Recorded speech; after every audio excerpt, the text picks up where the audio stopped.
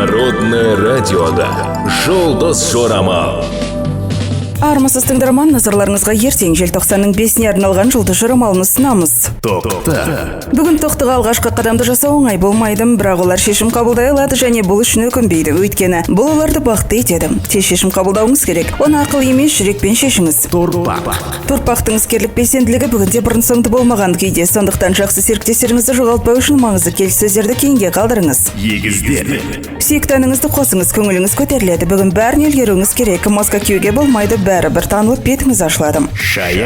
Бүгінгі таңда шаяндардың харизмасы барынша жұмыс істейді, дереу әрекет ету керек. Сондықтан да әрекеттен берекет келеді.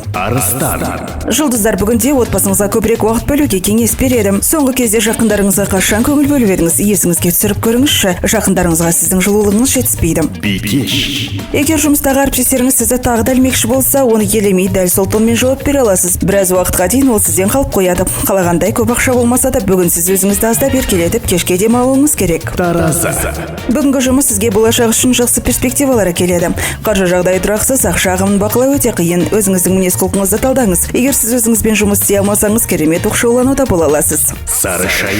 Бүгін сіз өміріңізді күрт өзгертетін, оны жарқын істермен толтыратын жаңалықтарды білетін боласыз. Бүгін жасалған игі істер ішкі үйлесімділік береді. Бұрын жақсы істеген жұмысыңыз үшін сыйақы алатын уақыт келді. Өсек аяңынан аулақ болыңыз. Өсек сізге жақсы пайдасын алып келмейді, керісінше зияны көбірек болады. Тәуешкілерге бүгін олардың армандарына жетелейтін кем дегенде бір іс жасау пайдалы болады. Бүгін жоспардан тыс шығындарыңыз болуы мүмкін, абайлап қаржы жұмсаңыз.